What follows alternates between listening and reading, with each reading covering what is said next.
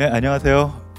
지금서부터 교수들의 수다를 진행하도록 하겠습니다. 오늘 바쁘시는 와중에 저를 포함해서 네 분의 교수님이 오늘 교수들의 수다를 하기 위해서 자유롭게 말씀을 나누기 위해서 참여를 하셨습니다. 먼저 패널을 소개해드리면요, 일단 저부터 소개를 하겠습니다. 저는 화학과에서 재직 중이고요. 이름은 김동욱이라고 합니다. 반갑습니다. 제 옆에 계신 분은 제가 사실은 EBS에서 먼저 뵀어요. 방송에서 나오시는 걸 좀 뵀었는데요. 사회교육과의 박선미 교수님입니다. 감사합니다. 그다음에 저 맨 끝에 잘생긴 교수님 계시죠? 그 컴퓨터공학과의 이상철 교수님이십니다. 오늘 패널 중에서 아마 나이가 제일 어리고 교수 된지 정말 따끈따끈한 교수님이시죠. 기계공학과의 박유룡 교수님 참석하셨습니다. 감사합니다.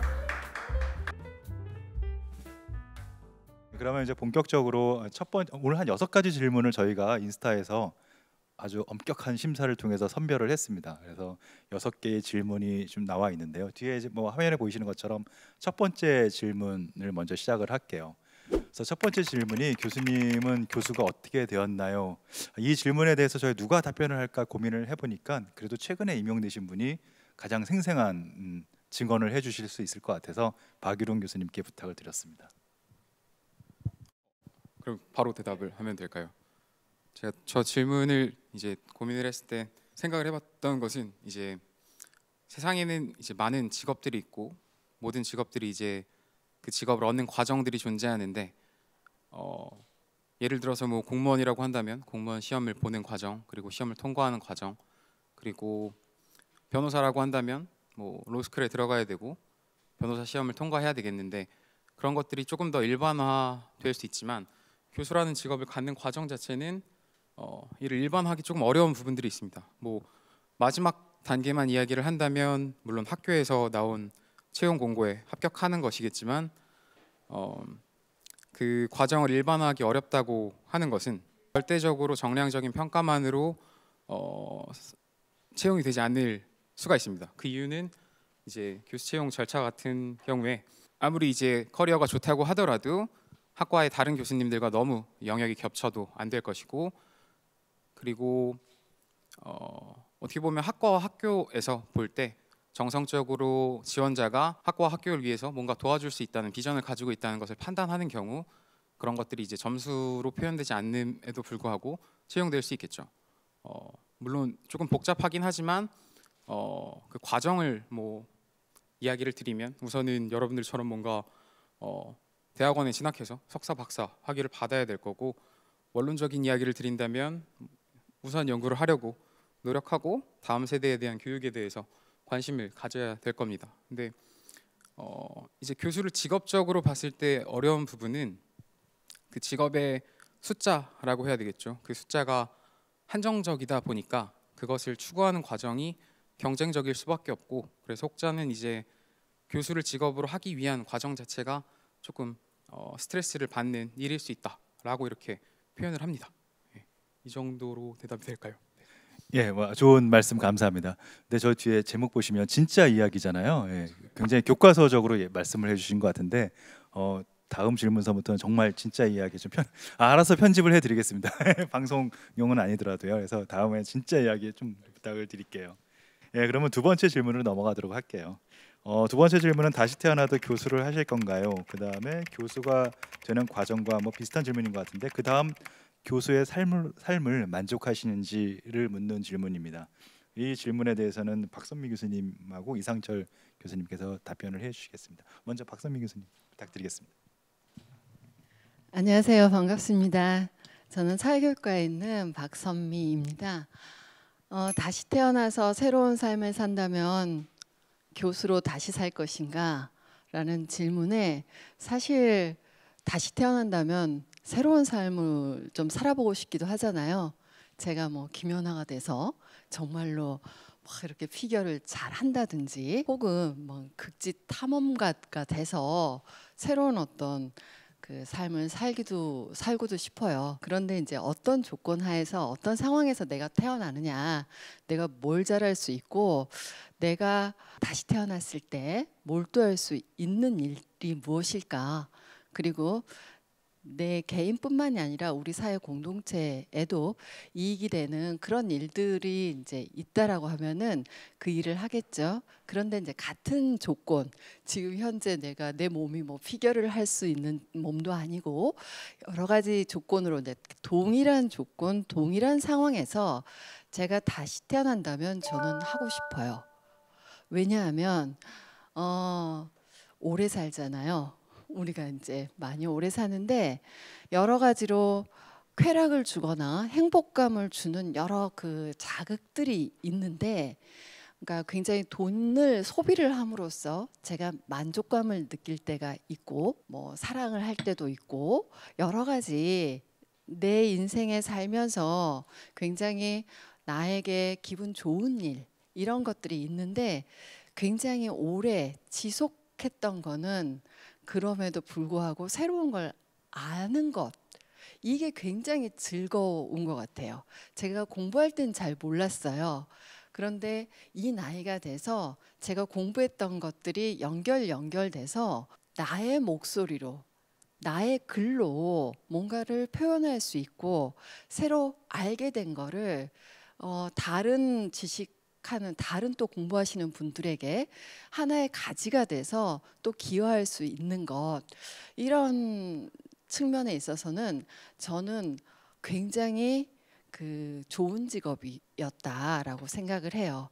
그래서 저는 퇴임을 한 다음에 학생이 다시 돼볼까 싶습니다. 왜냐하면 그때는 어떠한 숙제라든지 평가라든지 이런 어떤 부담 없이 배우는 어떤 즐거움, 이거를 좀 더 온전히 만끽하고 싶은 거예요. 그래서 정말 항상 배우고 가르치는 이 교수라는 직업, 다시 저에게 행운이 온다면 다시 하고 싶다라는 생각이 듭니다. 그래서 이제 두 번째로 교수가 되기까지의 과정과 되고 난 후의 삶에 만족을 하느냐라고 하는데, 사실 과정에서는 항상 계획하고 그거에 따라서 그 목표를 향해서 가는 것 같았지만, 저는 교수가 되기까지 계획한 게 한 50%, 우연히 약 50%였던 것 같아요. 저는 계획한 적이 없었어요. 교수를 꿈꾼 적이 없었어요. 그런데 대학교 때 처음으로 퀘스천이 생겼고, 그것 때문에 대학원에 가게 된 거죠. 그러면서 공부를 하고 내가 나의 퀘스천에 대해서 해답을 찾았고, 그런 것들이 연구소 생활에 또 도움도 되고, 그러다 보니까 우리 인하대학교에서 또 이런 어떤 모집 공고가 나왔고 감사히 또 이 자리에 오게 됐어요. 그래서 어떤 제가 교수가 되겠다 하고 막 이렇게 살지는 않았지만, 지금 현재 내가 하고 싶은 일들을 하다 보니까 그래도 여러분 이 자리에 제가 여기 와가지고 이런 이야기까지 할 수 있게 된 게 아닌가 싶습니다. 그리고 되고 난 후에 삶의 만족에 대해서는 물론 우리는 일요일이나, 그러니까는 퇴근 후에 직장인들은 일과 그리고 자신의 여가라든지가 명백하게 분리가 되는데, 여기 교수님들 항상 떠나지가 않아요. 이거 해야 되는데 이게 어떻게 되지? 이런 어떤 계속된 질문들이 있어요. 그래서 어떤 방학도 있고, 그리고 여러 가지로 시간을 플렉서블하게 쓸 수 있는 그런 것도 있고, 여러 가지가 이제 있겠지만 그게 장점이에요. 또 한편에서는 항상 생각하고, 그리고 그 다음에 뭔가 내가 나의 주도적으로 시간을 컨트롤할 수 있고, 그리고 내가 하나의 질문을 끝나고 나면 또 다른 두세 개의 질문들이 결론 쓰고 나면 그 다음에 또 생기는, 이게 굉장히 좋은 것 같아요. 그래서 저는 제 삶에 만족합니다. 네. 예, 좋은 말씀 감사합니다. 방금 말씀하신 것 중에 공감되는 게 하나가 그 여가 생활 이렇게 분리가 안 돼 있다라는 말이 극히 공감되는 게, 제가 신임 교수 시절에 학교 행정실에 뭘 질문했냐면은 휴가를 가고 싶은데 휴가 신청 어떻게 해야 돼요? 이렇게 물어봤는데 그 담당 직원이 벙찌는 모습을, 표정을 아직도 잊을 수가 없었습니다. 그냥 가시면 되죠, 방학인데. 예, 아직 그 일이 생생하게 기억이 납니다. 예, 다음은 이상철 교수님이 한번 두 번째 질문에 대해서 좀 답변 좀 부탁드리겠습니다. 네, 저는 컴퓨터공학과 이상철 교수이고요. 지금은 창업지원단장을 맡고 있습니다. 다시 태어나도 교수를 하실 건가요? 아마 불교의 그 윤회 사상을 근거로 말씀하신 것 같은데요. 일단 저는 뭐 다시 태어나고 싶은 생각이 없고요. 그리고 다시 태어날 수도 없을 것 같다는 생각이 듭니다. 뭐 불교 윤회 사상에 의하면 그 많은 어떤 생명체 중에서 뭐 선택받은 일부가 아마 인간으로 태어날 텐데 뭐 굉장히 많은 덕을 쌓았어야 되는 거고, 저는 지금까지 살면서 다시 태어날 만큼의 덕을 쌓았을 거라고는 생각을 안 하거든요. 그래서 저거는 뭐 일단 명제가 false니까 뒤에는 무조건 true가 되겠습니다. 의미 없는 true가 되겠죠. 뭐 농담 반 진담 반으로 말씀드렸는데요. 되기 위한 과정, 그리고 뭐 삶의 만족, 이건 결국 이제 지금 만족하느냐, 얼마나 만족하느냐, 요거를 물어보는 것 같아요. 사람이 모든 거에 만족할 수는 없습니다. 여러분들도 마찬가지입니다. 뭐 금전적인 거에 만족할 수도 있고, 나는 여유, 시간에 만족할 수도 있고, 나는 뭐 대인 관계에 만족할 수도 있고, 그리고 사람들마다 그게 전부 다 이 가중치가 다릅니다. 컴퓨터 공학에서 최근에 이제 가장 많이 뜨고 있는 게 딥러닝이라는 거죠. 딥러닝의 원리는 쉽게 얘기하면 이겁니다. 인풋이 많습니다. 뭐 대략 뭐 요새 딥러닝에 쓰는 거는 뭐 몇만 개, 몇십만 개의 인풋을 가지고 마지막 아웃풋은 작으면 2개, 많으면 10개까지, 뭐 아니면 뭐 그 이상이 될 수도 있지만, 그런 일반적인 어떤 딥러닝의 구조를 갖고 있는데요. 많은 인풋을 가지고 어떤 점수들이 나온 거를 가중치를 곱합니다. 여러분들 가중치 있죠? 뭐 1부터 0까지 가중치를 곱하고요. 그 가중치를 곱한 값들을 다시 더합니다. 그리고 거기에 대해서 일부 결정을 내리고 그 다음으로 넘겨서 또 그게 또 인풋이 되는 거죠. 가중치 곱해서 더하고 다음으로 넘기고 계속 굉장히 딥하게 하죠. 쭉 하다 보면 맨 마지막에 가면 어떤 결론에 도달하게 되는 게 딥러닝의 1분 강의였습니다. 아마 여러분들 이제 돌아가시면 딥러닝 할 줄 아실 거예요. 사람의 삶이 거의 비슷하다고 봅니다. 굉장히 많은 요소들이 있고요. 그 중에 사람들만의 가중치는 다릅니다. 굉장히 많이 다릅니다. 여러분들이 추구하는 가중치가 다르죠. 어떤 사람들은 난 경제적으로 좀 있었으면 좋겠다. 나는 또 어떤 시간적인 여유, 자유가 좀 있었으면 좋겠다. 뭐 또 다른 사람들은 난 남들이 좀 못하는, 안 해본 걸 좀 했으면 좋겠다. 또는 사회적으로 어떤 관계를 확립하고 싶다. 뭐 이런 것들이 사람들마다 달라요. 심지어는 뭐 난 잠을 좀 많이 잤으면 좋겠다. 나는 강아지를 많이 키웠으면, 굉장히 많을 수 있습니다. 처음에 말씀드렸던 금전적인 만족과 시간적인 여유를, 가중치를 높게 가지고 계신 분들은 교수는 좋은 직업은 절대 아닙니다. 유일하게 그 초과근로 수당이라는 개념이 없는 게 뭐 유일하지는 않겠지만요, 그게 교수입니다. 제가 어디 가서 저 초과근로 했으니까 근로 주세요 그러면 아까 같이 벙찐 그런 반응이 나올 겁니다. 초과근로 수당 받는 거 아셨나요? 전혀 그런 거를 할 수도 없고요. 그리고 어떤 연봉 협상 뭐 이런 거 없고요, 당연히. 그래서 저는 이렇게 말씀드리고 싶습니다. 가중치가, 아까 박선미 교수님이 정확한 말씀을 주셨는데요. 본인이 하고 싶은 거를 할 수 있다. 그리고 그걸 가지고 사회에 뭔가 이제 알리고, 그리고 이제 후학을 양성할 수 있다는 거에 가중치가 높으신 분들은 굉장히 만족하는 삶을 사실 겁니다. 그렇지만 다른 어떤 그 아까 처음에 말씀드렸던 그런 가중치가 높으신 분들은 둘 중에 하나입니다.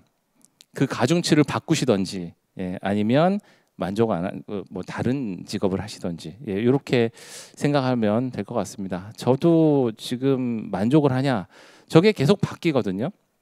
처음에 인하대학교 입사할 때는 괜찮았어요. 괜찮았습니다.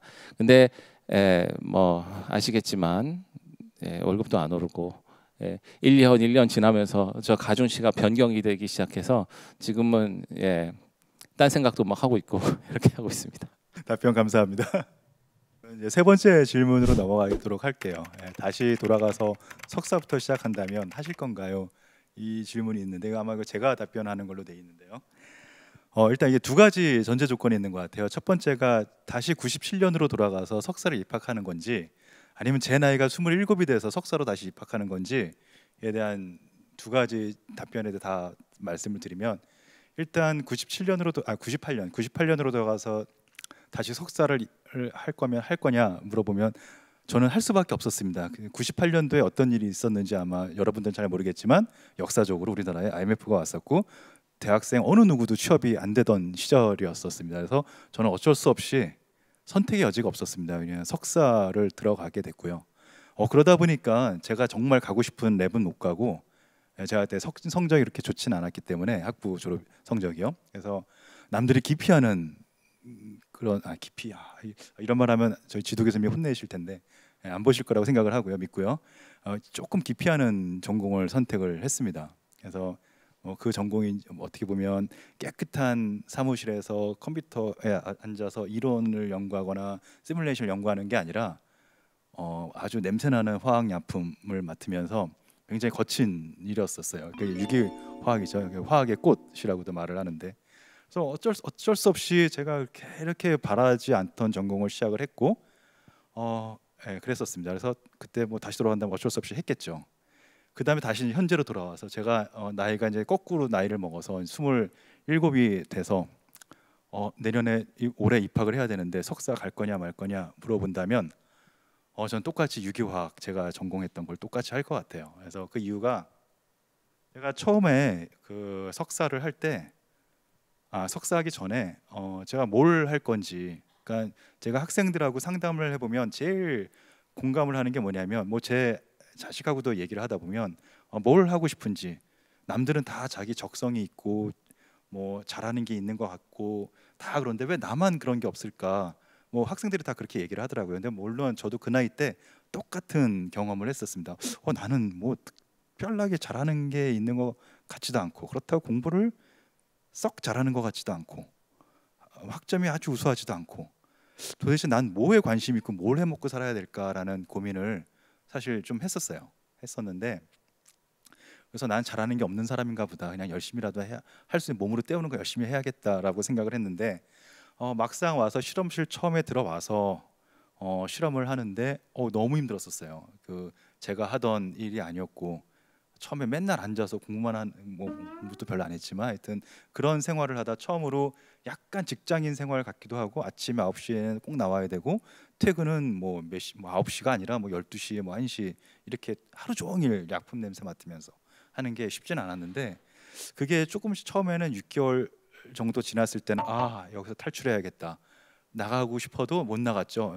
뽑는 데가 없으니까. 그래서 좀 더 해볼까 이렇게 하다가 그게 쌓이고 이제 어느 날부터는 제가 만든 케미컬들이, 화합물들이 만든 걸 확인하고 또 한 스텝 나가다 보니까 최종 내가 만들어야 되는 어떤 타겟을 합성을 하게 되고 그러다 보니까 나름 뭔가 뿌듯한 느낌이 나고, 그러고 나서 이제 논문을 써야겠죠. 뭔가 써봐야겠다라고 마음을 먹고 한번 해봤어요. 정말 무식하게 했거든요. 어떻게 무식하게 했냐면은 내가 어떤 문장을 만들고 싶으면 한국말로 이 분야는 굉장히 유망하고 이런 연구는 굉장히 중요합니다, 한글로 쓴 다음에 이거를 어떻게 하면은 영어로 바꿀까를 어떻게 했냐면 뭐 지금처럼 번역기가 있는 건 아니었으니까 논문에서 찾았어요. 제가 원하는 문장을 전혀 관계없는 논문을 이만큼 쌓아놓고 찾았어요. 그 문장들을 다 찾으면서 한 문장씩 써 나가는데 그게 1달 반 정도가 걸리더라고요. 1달 반. 너는 실험도 안 하고 도대체 뭐 하는 거냐, 논문 관계도 없는 쓸데없는 논문 쌓아놓고 그래서 저 논문 쓰는 중이라고 그렇게 얘기하고 나서 1달 반 만에 논문을 완성을 해서 이제 지도 교수님께 딱 드렸더니 지도 교수님이 놀라시더라고요. 그때 당시만 해도 석사생이 그것도 1년차가 논문을 써오지 않는데 논문을 써왔네, 기특하네라고 칭찬을 처음 들어보고 태어나서, 그러고 이제 빨간 펜으로 열심히 수정을 해주셨죠. 그래서 그거 수정한 걸 다시 보고 출판을 이제 서미션을 하고 이제 논문이 나오는 인쇄돼서 나오는 걸 보고 거기에 제 이름이 있는 걸 보니까 뭔가 희열을 느끼더라고요. 저는 굉장히 희열을 느끼고 내가 조금 남들보다 잘할 수 있는 게 하나 있을 수도 있겠다라는 생각이 들었죠. 그래서 그런 과정이 굉장히 힘들었는데 그 막판에 나오는 결과물이 굉장히 달콤했던 것 같아요. 이게 내가 뭔가 결과를 내면 결과물이 나오는구나라는 게 재밌어지고 또 논문 작업을 또 했더니 논문 쓰는 기간 조금 그거보다 좀 많이 단축은 되더라고요. 단축은 되고 그러다 보니까 이건 박사라는 직업이 박사라는 과정이 내가 괴로운 게 아니라 이게 더 좋을 수도 있겠다라는 마음이 들고 그래서 원래는 석사만 하고 취업을 하려고 했었는데 경기가 좋아지니까 하려고 했는데 이제 내친 김에 이제 박사를 한번 더 해보자라는 마음을 먹게 됐습니다. 그래서 어쨌거나 제가 처음에는 별로 원치 않는 길이었어요.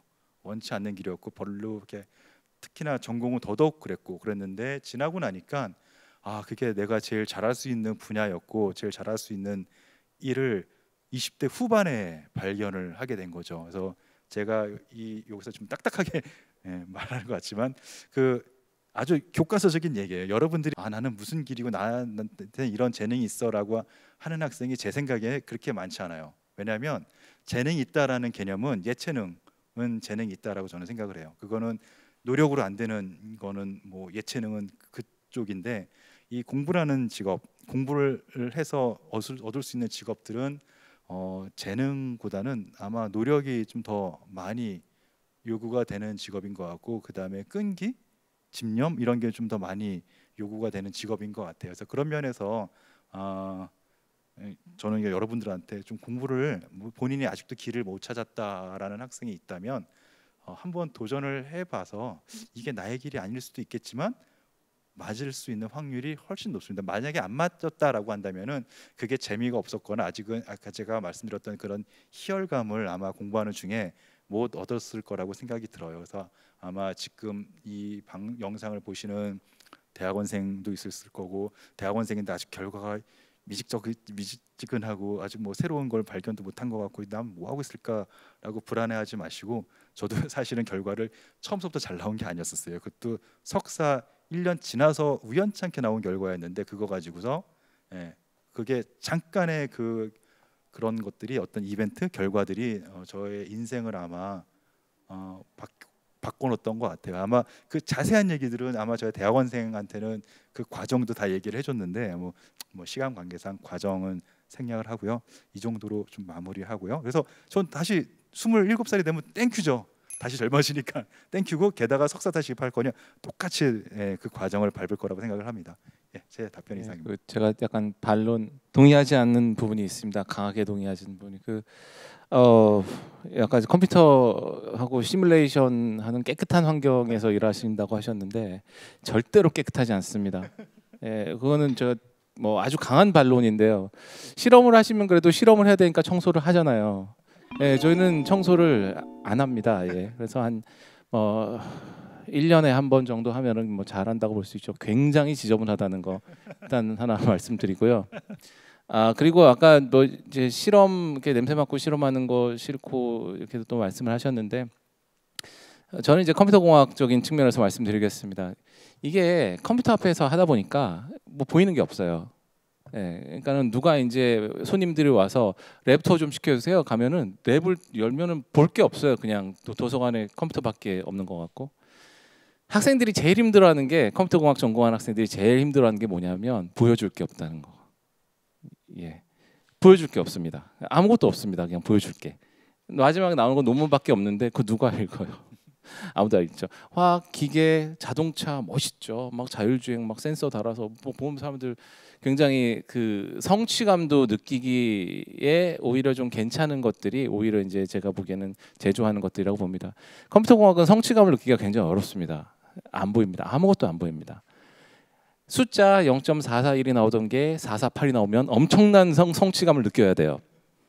그런 어떤 약간 크레이지한 게 있어야 되거든요. 그래서 석사를 IT 쪽에 인공지능 또 컴퓨터 쪽의 석사에게 드리고 싶은 말씀은 멘탈이 좀 강해야 됩니다. 그 남들과 비교하지 않아야 되고 그리고 자기만의 어떤 그 전공을 사랑할 수 있는 능력이 없으면 컴퓨터 쪽은 굉장히 힘든 길이 될 거다라고 조금 길게 말해봤습니다.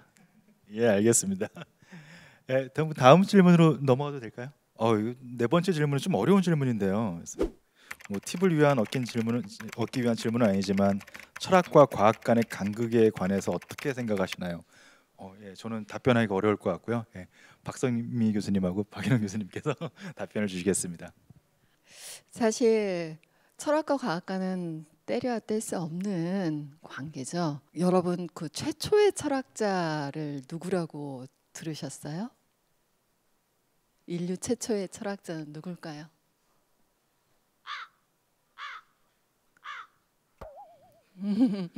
우리가 흔히 보면은 이제 BC 600년에 그 밀레투스라는, 그러니까 그리스, 지금은 튀르키예, 그러니까 터키 서부 지역인데요. 거기에 이제 탈레스라는 그 사람이 만물의 근원, 그러니까 아르케는 물이다라고 이야기를 했어요. 그거에 대해서 이제 아리스토텔레스가 최초의 철학자다 탈레스는, 이렇게 이야기한 거예요. 그래서 우리들이 왜 만물의 근원은 물이다라고 이야기한 사람이 최초의 철학자냐라고 이야기할 때 이제 다들 물을 가지고 대답을 찾으려고 했어요. 그러니까는 모든 뭐 생명에 있어서 물이라는 것이 없어서는 안 되고 이러기 때문에 그럴 거다라고 했는데, 사실은 그가 그러니까 어떤 인류의 가장 최초의 철학자라고 불리는 이유는 질문을 했다는 거예요. 제가 아까 이야기 처음에 말씀드린 거하고 연결이 되는데, 만물의 근원이 뭘까라는 그 최초의 질문을 했고, 그 이후에 많은 사람들이 만물의 근원은 이거다라고 이제 데피니션을 내리고, 왜냐하면 이라고 하면서 보편적인 원리라든지 그 보편성을 찾으려고 탐구하려고 했기 때문에 그런 어떤 질문을 내렸다라는 것, 그런 측면에서 탈레스는 최초의 철학자다라고 이야기를 합니다. 그리고 그러기 때문에 보편적인 그런 어떤 진리를 찾으려고 했고 자연 현상의 진리를 찾으려고 했던 사람이기 때문에 또한 최초의 과학자다라고 이야기를 합니다. 그래서 사실은 철학과 과학은 하나의 어떤 그 동일체 와 같은 학문의 가장 근원이 되는 거였죠. 그러다가 점차 이제 분화가 됐어요. 그래서 뭐 컴퓨터 과학을 하시거나 유기화학을 하시거나 이런 분야는 사실은 딴 나라 언어인 거죠. 저한테는 뭐 인문사회를 하는 저한테는 사실은 그런 어떤 그 사이언스적인 언어를 보면은 사실은 저의 상징 체계엔 들어와 있지 않은 다른 가상의 세계의 언어인 거예요. 그러다 보니까 서로 과학과 철학이 굉장히 멀어지는 것 같았고, 점점 이제 분과라는 것, 그 다음에 실증주의적인 그런 어떤 검증에, 이런 것들이 학문의 전문성으로 우리가 평가를 받잖아요. 그러다 보니까 그런데 사실은 과학이라는 게 우리가 열심히 뭔가, 그러니까 컨베이어 벨트에서 나사를 조립하고 있는 어떤 그러니까는 각각의 분야에서 한 파트를 열심히 했을 때 내가 만들고 있는 자동차의 전체적인 디자인이라든지 성능이라든지 그런 거를 경계에 서서 평가할 수 있는 눈이 점차 사라져 있는 것 같아요. 점차 자기 경계 안에 갇혀서 서로 굉장히 전문적인 성취를 이뤄가면서 하지만 서로 간에 내가 무엇을 하고 있지 의미를 찾는 게 어려워지지 않는가. 그래서 최근에 읽은 책 중에 그 안토니오 라마지오라는 사람이 어떤 그 책에 그런 게 나왔어요. 어떤 사람이 그러니까 뇌졸중에 걸려가지고 수술을 했는데 이 사람이 수술이 성공적으로 돼서 모든 이성이라든지 언어라든지 신체 기능이라든지 정상인 거예요. 그런데 이 사람이 판단이라든지 의사결정이라든지 이런 거는 꽝인 거예요. 예를 들어서 오늘 서랍 정리 좀 하지라고 회사에 갔는데 하루 종일 서랍 정리만 하는 거예요. 그러다 보니까 서랍을 정리하라고 말을 한 건 일을 하기 전에 좀 책상을 좀 깨끗하게 하고 하면 더 잘하지 않겠어? 라는 거잖아요. 즉 우리가 무슨 일을 할 때 내가 이걸 왜 하지? 라는 그런 어떤 것들, 그러니까 예를 들어서 지금 인공지능이라든지 그 다음에 줄기세포 연구라든지 굉장히 과학의 속도가 빠르잖아요. 그럴 때 우리가 이 속도를 그냥 놔둬도 되는가? 혹시 제어를 해야 되는 그래야 되지 않는가? 법적으로 우리 혹시 진짜로 매트릭스 같은 세상에 오는 건 아닌가? 라는 이런 어떤 생각을 우리가 함께 공유하고 우리가 발전의 방향, 관점이라는 거를 어느 방향으로 가져가야 되지? 라고 했을 때 철학이 부재했을 때 과학만의 발전이라고 하면은 과학의 발전이 사실은 인류 공동체 삶에 있어서 발전이라는 이름이 아니라 파멸일 수도 있겠다라는 생각이 들어요. 그렇기 때문에 요즘은 최근에는 과학과 철학 다시 한 몸이었을 때로 사실은 너무 멀리 간 당신이지만 다시 뭔가 만나려고 하는 노력들을 뭐 융복합이라든지 여러 가지를 이제 하고 있잖아요. 그렇기 때문에 우리가 내가 현재 공부하고 있는 것에 대해서 자신만의 느낌과 자신만의 관점, 그리고 나의 관점은 사실은 내 개인이 굉장히 똑똑해서 생기는 것도 있고 내가 굉장히 독특한 경험을 해서 생기는 것도 있지만 사회 공동체의 지적 수준이라는 것이 개인의 관점이나 개인의 철학에 매우 큰 영향을 미칩니다. 그렇기 때문에 우리가 전체적으로 철학에 대한 이 부재의 시대의 문제점에 대해서 좀 다시 한번 성찰할 필요가 있지 않을까. 철학과 과학은 탈레스가 말했던 것처럼 질문으로부터 내가 이걸 왜 하지? 이런 걸로부터 시작을 해야 될 것 같아요. 이상입니다. 예, 감사합니다. 다음은 박유룡 교수님께서 뭐 아주 어려운 질문이긴 한데 공학자 입장으로서 답변을 부탁드리겠습니다. 굉장히 완벽하게 답변을 해주셨는데 여기에 얻는 게 어렵지만 말씀하신 것처럼 좀 공학자의 입장에서 답변을 해본다면 우선 일단 철학과 과학 간의 간극은 자연스럽게 발생했던 것 같습니다. 말씀하셨던 것처럼 철학은 이제 질문, 그러니까 어떤 윤리에 기반한 질문에 대해서 고민을 한다면 과학이란 건 어느 순간부터는 현상을 관측하고 그리고 이를 이용해서 뭔가 예측을 하는데 그리고 뭔가 개발을 하는데 이제 사용되었죠. 그 간극에 대해서 설명하기보다 제가 조금 더 이제 철학과 과학의 사이를 이제 조금 더 쉽게 표현을 한다면 상관관계에 대해서 이야기를 할 수 있을 것 같고 역사적으로 보면 이제 과학의 발전 자체는 철학 자체에 굉장히 영향을 많이 미쳤을 겁니다. 예를 들어서 뭐 태양이 지구를 도는 것이 아니라 지구가 태양을 도는 것이 밝혀졌을 때 많은 철학적인 사고가 우주에서 인류의 어떤 위치나 역할이 굉장히 많은 영향을 미쳤겠죠.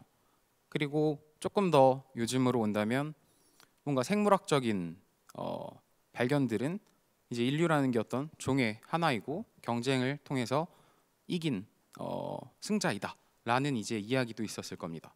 조금 더 요즘으로 온다면 인공지능의 발전 자체는 어떻게 보면 이 지구에서 그리고 우주에서 가장 효율적으로 지적 활동을 할 수 있는 생명체가 인간이 아닐 수도 있다라는 이야기를 하게 되는 거죠.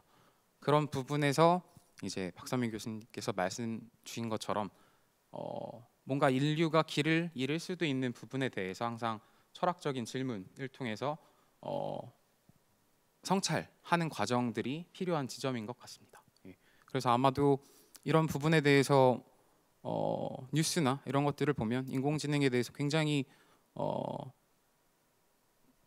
위험할 것이라고 예측하는 분들이 굉장히 많고 그런 부분을 저희가 조금 더 과학적으로 공학적으로 잘 활용하기 위해서는 철학적인 질문과 그에 대한 대답이 먼저 선행되는 게 바람직하지 않을까 이런 정도로 이제 답변을 드릴 수 있을 것 같습니다. 네.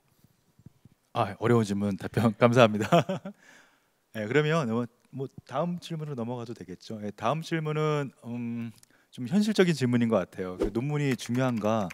아마 그 중요한가 대상이 학생, 대학원생 입장에서 중요한가 또는 연구자 입장에서 중요한가라는 질문인 것 같고요. 그 다음에 그렇다면 어느 정도 많은 양의 논문이 필요한가? 이것도 역시 마찬가지로 학생 졸업하는 입장에서 얼마만큼 많은 논문이 필요한가를 묻는 질문인 것 같아요. 일단 저는 논문의 중요성에 대해서 이렇게 개인적인 중요성 말고요, 사회적인 중요성에 대해서 잠깐 먼저 언급을 하고 좀 지나가 보고 싶은데요. 일단 논문이라는 거를 이제 뭐 교수님이 지도 교수님이 논문 써 그러니까 논문을 써야 된다라고 생각을 하겠죠. 예. 근데 논문이라는 게 어떻게 보면 그건 누가 가르쳐 준 거 아니고 제가 그냥 생각하는 논문의 개념은 어떻게 보면 대학 교수, 대학이라는 곳에서 하는 생산적인 업무가 하나 있어요. 그 생산적인 업무 중에 하나가 새로운 지식을 만드는 업무라고 생각을 합니다. 그래서 이런 새로운 지식들을 만들고 그거를 논문으로 만들어내면 그런 논문들 하나하나가 점처럼 모이고 되면 이제 그거를 누군가가 리뷰 논문, 그걸 좀 묶어서 좀 발표를 하겠죠. 또 그런 리뷰 논문이 모이고 되면 어떤 서적으로 이제 나중에 출간이 되죠. 그런 서적들이 쌓이고 또 쌓이게 되면 인류가 계속 발전할 수 있는 원동력이 되는 기술 발전, 진보를 이루게 돼서 어떤 사회의 지식 가치, 그러니까 지식이 계속 재창출되는 그런 과정이 퍼블리케이션, 논문에서부터 시작이 된다라고 저는 생각을 하고 있습니다. 그래서 대학 교수의 중요한 하는 일 중에 하나가 교육뿐만 아니라 이렇게 새로운 지식을 만들어내는 논문 작업이 될 수가 있다라고 생각이 되고요. 그럼 대학원생 입장에서 논문이 얼마만큼 물론 교수 연구자 입장에서 논문 굉장히 중요합니다. 왜냐하면 승진도 해야 되고요. 논문 점수로 승진도 하고 교수 임용이 되려면 논문 점수가 얼마 이상 돼야 되죠. 요즘에는 또 논문을 점수화 다 시켜버립니다. 점수화 다 시켜서 이건 몇 점짜리 논문이야, 이거는 뭐 나쁜 논문이야, 뭐 이렇게 다 하지만 실제로 논문이라는 것은 사실은 아까 이상철 교수님도 말씀한 아무도 안 읽지만이라고 말씀을 하셨죠. 진짜 맞아요. 딱 100명만 읽어도 그 논문은 굉장히 성공한 논문이라고 보통 사람들이 일컬어지거든요. 그래서 진짜 극소수의 사람들만 읽는 논문들이 쌓여서 이제 지식이 되는 과정이죠. 그래서 교수나 연구자들한테는 이게 자기 본인의 평가도 되고요. 그 다음에 또 하나는 연구비를 딴다든가 승진을 한다든가 굉장히 중요한 데이터가 됩니다. 그러면 아까 제가 좀 전에 논문의 중요성을 사회적인 관점에서 봤다라고 한다면 이제 좀 현실적으로 넘어가서 그러면 학생들 입장에서 논문이 정말 중요한가? 뭐 그렇게 생각을 충분히 할 수 있겠죠. 제가 솔직히 말씀드리면 석사생들한테는 논문을 쓸 수 있는 기간이 너무 넉넉하지가 않아요. 그래서 본인이 어떤 성과가 나와서 본인이 갖고 온 만들어낸 논문을 바탕으로 뭔가를 해보겠다 하기에는 2년이라는 시간은 굉장히 짧습니다. 그래서 그런 성과를 바탕으로 취업을 하겠다, 좀 부지런해야 돼. 부지런해야지 그게 가능한 일이고요. 그래서 뭐 한두 편만 내도 아까 뭐 얼마나 많이 내야 되냐 이렇게 물어봤으니까 한두 편만 내도 굉장히 성공한 석사 생활을 했다라고 하고 정작 본인이 취업할 때는 그 데이터를 그 성과를 못 활용할 수도 있어요. 졸업한 다음에 나올 수도 있겠죠. 그러면 이제 박사 과정으로 넘어갈게요. 박사 과정 학생이 저 논문이 중요하냐 물어본다면은 그 학생은 문제가 있는 거죠, 그렇죠? 박사 과정 학생은 논문이 다죠, 그렇죠? 논문이 모든 걸 다 말해줍니다.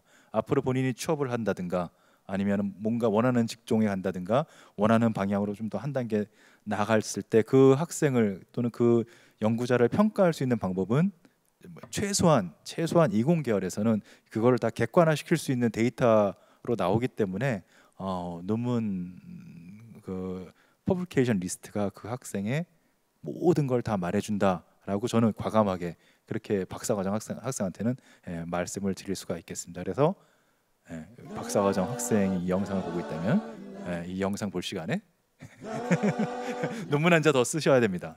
그렇게 말씀을 해드리고 싶네요. 혹시 뭐 제가 굉장히 좀 과격하게 말한 것 같은데 혹시 이거에 대해서 제가 사실은 인문사회 계열도 논문이 굉장히 중요한데 여기는 제가 있기로는 기간이 더 긴 걸로 알고 있어요. 그렇죠? 작성해서 뭐 하나 나오는데 훨씬 더 많은, 그러니까 저희는 실험조사 결과 나오지만 인문사회계는 뭐 여론조사라든가 사회 동향이라든가 어떤 뭐 책이라든가 이런 걸 모든 문헌들을 다 조사하고 하기 때문에 훨씬 더 긴 시간이 필요한 걸로 알고 있어서요. 맞죠?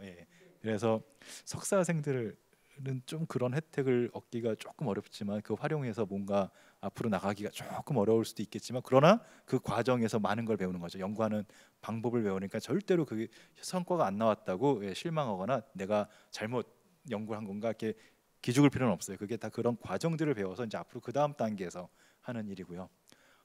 그다음에 역시 마찬가지로 인문사회계열 박사과정도 당연히 논문 성과는 굉장히 중요한 거라고 저는 생각을 하고 있습니다. 네, 제가 이 정도로 답변을 하면 될 것 같은데 혹시 뭐 다른 의견 있으신가요?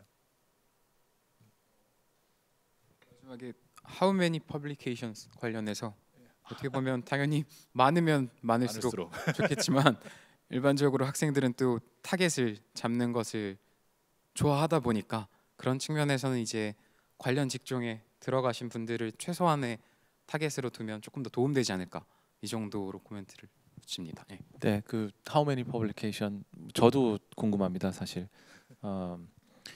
이게 결국 상대적인 거거든요. 어쨌든 남들보다 많이 해야 되는데 딱 두 가지만 보겠습니다. 본인이 많이 쓰거나 남이 못 쓰게 하거나. 남이 못 쓰게 하는 기법들을 사실 여러분들이 많이 가본 그 익명 커뮤니티에서 많이 사용하고 있습니다. 논문 다 쓸데없다, 그거 회사 갈 때도 필요 없고 누가 읽냐, 이런 얘기 굉장히 많거든요. 그게 여러분들 덜 쓰게 하려고 조금 과장된 면이 있습니다만, 그런 거에 전 현혹되지 마시라는 말씀을 좀 드리고 싶어요. 그래서 많이 쓰는 게 좋다. 예, 그렇죠. 예, 많을수록 좋습니다. 예, 그다음에 그러면 이제 마지막 질문으로 넘어가도록 할게요. 마지막 질문은 좀 까칠한 질문인 것 같아요. 그러면 본인 그 과정 석사나 박사 과정하고 별로 상관이 없는 것 같은데 그 프로젝트를 많이 하는 교수님이 많이 하시나 봐요. 그래서 그런 게 본인한테 이익이 될까라고 이제 질문을 했는데 이거에 대해서는 아무래도 프로젝트를 많이 하신 이상철 교수님. 예, 제 학생이 쓴 건가요? 예, 전 프로젝트를 사실 많이 하지 않습니다. 지금 딱 하나밖에 안 하고 있고요.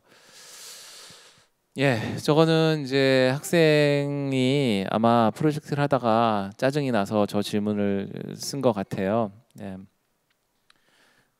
일단 irrelevant 코스, 이거는 이제 수업을 얘기하는 것 같은데요. 예, 수업에서 아마 이제 과제 같은 것들이 굉장히 많아서 그걸 하다가 이제 화가 나서 쓴 것 같은데요. 일단 첫 번째, irrelevant 코스. 일단 나랑 관계 없다, 전혀 이게 쓸데 없다라고 생각하는 코스는 당초에 수강 신청을 하지 말았어야죠. 일단 그렇게 말씀드리고요. 또 하나는 이건 줄 알았는데 실제 들어가 보니까 좀 관계가 없는 것 같다, 그런데 프로젝트를 엄청 많이 시킨다, 인 경우에 대해서 좀 말씀드리겠습니다. 그 투자의 개념에서 보시면 됩니다. 투자의 개념에서 결국 지금 이제 벤처 생태계도 그렇고 투자 회사들도 그렇고 사실 회사를 투자를 한 100개 정도를 하면 그 중에 3, 4개 정도 성공하면 그거는 성공한 투자자입니다. 결국은 성공하려고 하면 어떻게 되냐면 투자를 하는 개수가 늘어나야 돼요.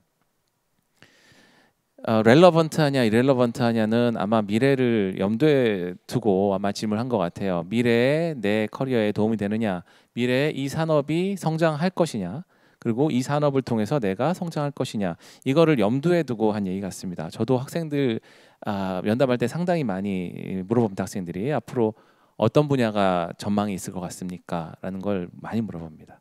제 답변은 딱 하나입니다. 내가 그걸 알면 왜 여기에 너를 만나고 있겠니? 이 얘기를 합니다. 그거는 아무도 모릅니다. 앞으로 미래는 어떻게 될지. 비근한 예로 여러분들 지금 누구나 쓰고 있는 딥러닝, 세상을 바꿨다는 딥러닝이죠. 가장 초창기의 어떤 임플리멘테이션, 성공적인 임플리멘테이션을 뭐로 보고 있냐면 1950년대에 만든 것으로 보고 있습니다. 사람들은. 근데 그 당시에 만들어 놨었는데 이게 쓸 수도 없고 되는 것도 없고, 그래서 이거는 왜 되는 학문이 아니다라고 생각을 했습니다. 그래도 거기에서 계속해서 연구하는 사람이 있었고, 제가 처음에 석사과정 시작할 때가 그러니까 2000년 정도네요. 그때만 해도 이 뉴럴 네트워크는 이거 무슨 이런 학문을 하냐, 이거는 아무 쓸데 없다, 되지도 않는다, 이미 이건 안 되는 걸로 증명됐다라고 컴퓨터 과학계에서는 얘기하던 거였습니다.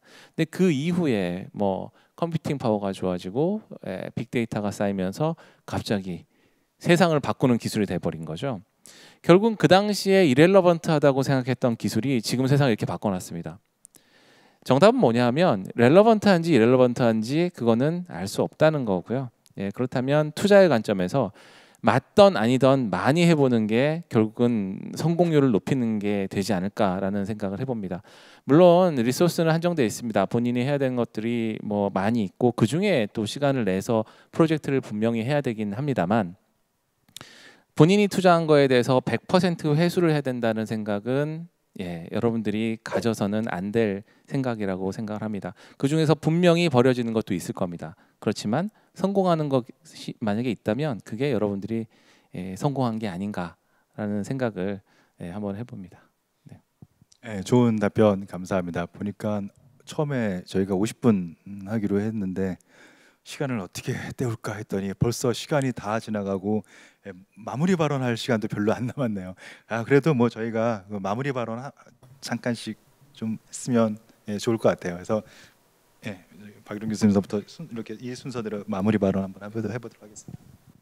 일단은 저는 콘서트 1열에서 본 것처럼 굉장히 좋은 말씀들을 해주셔서 일단 잘 보게 되었고, 그리고 학생분들에게는 아마 학교나 학교 교수님들이 직접적으로 표현을 안 하실 것 같은데 제가 중간에 있으니 표현을 하자면, 일단 이렇게 대학원에 합류를 해주는 것만으로도 학교의 발전이나 이제 R&D 발전에 굉장히 도움이 되기 때문에 그런 부분에 대해서 이런 자리를 빌려서 감사의 인사를 조금 드리고 싶습니다.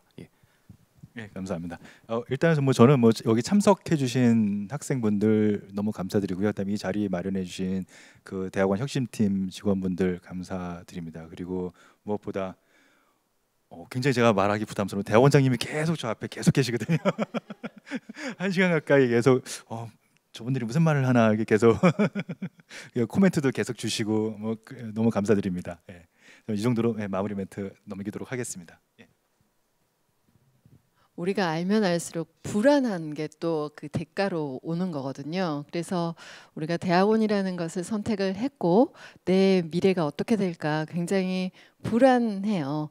그러니까는 몰랐을 때는 전혀 불안하지 않다가 들어와서 알면 더 불안해지는 게 또 그 공부하는 것 같아요. 그런데 아까 말씀드렸듯이 그러니까 내가 컨트롤할 수 있는 거는 절반이라고 생각을 하시고요. 내가 현재 선택해서 들어왔고 그랬을 때 지금 여기에서 최선을 다하다 보면은 그 나머지 50% 신의 그런 어떤 그 몸짓처럼 나에게 뭔가 오는 것들이 있더라고요. 그래서 어느 정도는 그 불안감, 내가 모든 걸 다 컨트롤하겠다라는 생각보다는 지금 나의 선택에 내가 최선을 지금 여기에서 하겠다라는 마음으로 공부하시다 보면 정말 내 개인뿐만이 아니라 여기 우리 인하대 그리고 우리나라 전체에 여러 가지로 기여할 수 있는 인재로 성장하지 않을까 싶습니다. 이상입니다. 저는 뭐 두 가지만 좀 말씀드리겠습니다. 졸업한 학생들한테 이제 물어보면 대학원 때가 좋았다라는 얘기를 뭐 공통적으로 합니다. 사실 그러니까 본인이 경험해 보지 않은 것들이기 때문에 이제 거기에 대한 두려움도 있고 거기서 또 기대에도 못 미치는 것도 상당히 많을 겁니다. 그래서 여튼 대학원 생활이 여러분들이 생각하고 있는 것만큼 그렇게 나쁜 생활은 아닙니다. 그러니까 뭐 힘들고 뭐 이런 것도 물론 있을 수 있겠지만 앞으로 사회에 나가서 겪을 일에 비하면 아마 여러분들이 할 만한 수준이 아닌가라는 말씀 하나 드리고 싶고요. 또 하나는 대학원에서 가장 학생들이 이제 면담하다 보면 힘들어하는 것들은 내가 이게 너무 좀 지식이 짧다. 그리고 내가 아는 거에 비해서 교수님이 너무 많은 걸 요구하신다. 근데 교수들의 수다죠. 교수들이 그렇습니다. 끝이 없습니다. 끝이. 그 사실 저는 교수는 끝이 없어야 된다고 생각해요. 적당한 어떤 프로덕트를 가지고 만족하면 안 되고요. 거기서 더 다음에 질문을 또 던지고 또 있지도 않은 질문을 만들어내기도 하고 심지어 그래서 그렇게 계속해서 끝까지 끝장을 보는 사람이 지구상에 그래도 일부 있어야 되지 않겠습니까? 그래야 어떤 발전이 있죠. 교수님들은 그러려니 하셔야 돼요. 그렇게 끝장을 보려는 사람들이다. 그리고 그 안에서 교수님의 어떤 기대에 내가 부응하지 못했다고 해서 나는 굉장히 좀 능력이 떨어지고 또는 자포자기하고 사회에서 별 쓸모없는 인력이 아니냐, 뭐 이런 이제 생각을 하고 계시는 대학원생분들이 좀 계세요. 절대로 틀린 얘기고요. 그거는 여러분들은 이미 인하대학교 대학원에서 훌륭한 교수님들과 함께 연구를 할 수 있다는 것 자체가 사회에서는 선택된 인물입니다. 그리고 굉장히 사회에서 그리고 전 세계적으로 기대를 한 몸에 받고 있는 그 정도의 클래스에 여러분들이 몸 담아 있다는 것을 좀 자부심을 가지시고 대학원 생활하시면 좋을 것 같습니다. 이상입니다. 예, 감사합니다. 지금까지 긴 시간 동안 토론 교술의 수다를 진행해 주신 좋은 말씀 많이 나눠주신 교수님께 다시 한번 감사드리고요. 이것으로 교수들의 수다를 모두 마치도록 하겠습니다. 지금까지 참석해 주신 학생분들하고 시청해 주신 학생분들 감사하겠습니다. 감사합니다. 이것으로 마치겠습니다.